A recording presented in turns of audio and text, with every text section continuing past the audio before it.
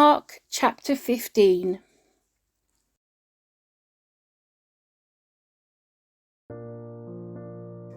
Very early in the morning, the leading priests, the elders, and the teachers of religious law, the entire high council, met to discuss their next step.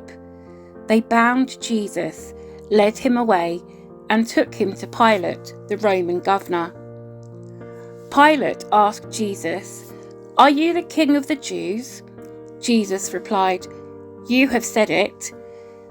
Then the leading priests kept accusing him of many crimes, and Pilate asked him, "Aren't you going to answer them?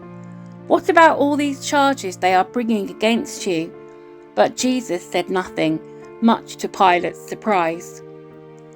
Now it was the governor's custom each year during the Passover celebration to release one prisoner, anyone the people requested. One of the prisoners at that time was Barabbas, a revolutionary who had committed murder in an uprising. The crowd went to Pilate and asked him to release the prisoner as usual. "Would you like me to release to you this King of the Jews?"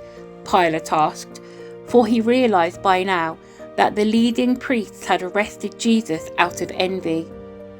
But at this point, the leading priests stirred up the crowd to demand the release of Barabbas instead of Jesus. Pilate asked them, "Then what should I do with this man you call the King of the Jews?" They shouted back, "Crucify him!" "Why?" Pilate demanded. "What crime has he committed?" But the mob roared even louder, "Crucify him!" So to pacify the crowd, Pilate released Barabbas to them.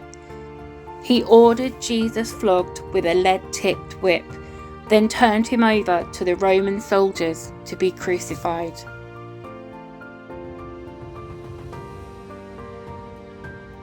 The soldiers took Jesus into the courtyard of the governor's headquarters, called the Praetorium, and called out the entire regiment. They dressed him in a purple robe, and they wove thorn branches into a crown and put it on his head. Then they saluted him and taunted, "Hail, King of the Jews!" And they struck him on the head with a reed stick, spit on him, and dropped to their knees in mock worship. When they were finally tired of mocking him, they took off the purple robe and put his own clothes on him again. Then they led him away to be crucified.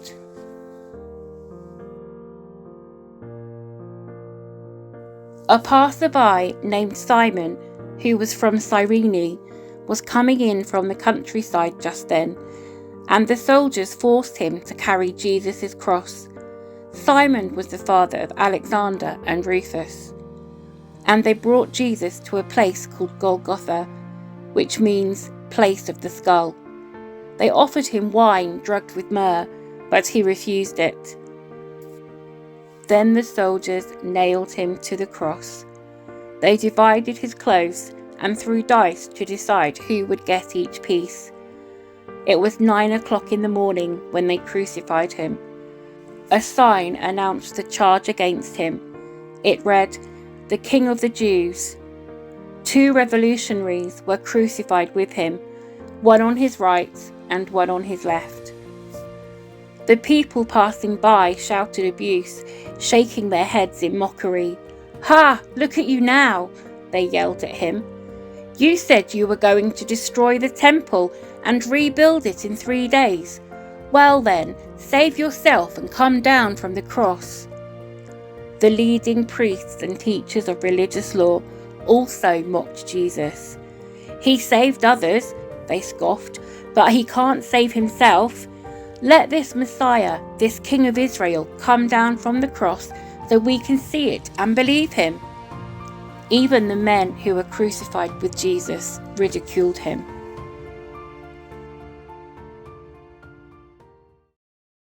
At noon, darkness fell across the whole land until 3 o'clock. Then at 3 o'clock, Jesus called out with a loud voice, "Eloi, Eloi, lama sabachthani," which means, my God, why have you abandoned me?" Some of the bystanders misunderstood and thought he was calling for the prophet Elijah.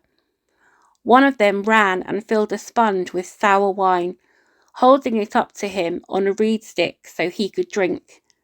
"Wait," he said, "let's see whether Elijah comes to take him down." Then Jesus uttered another loud cry and breathed his last. And the curtain in the sanctuary of the temple was torn in two from top to bottom.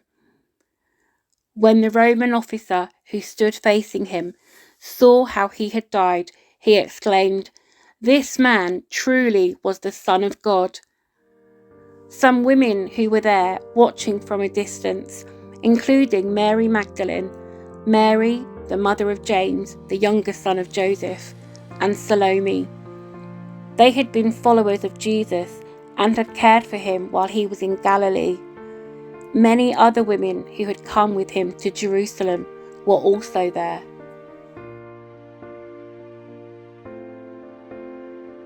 This all happened on Friday, the day of preparation, the day before the Sabbath.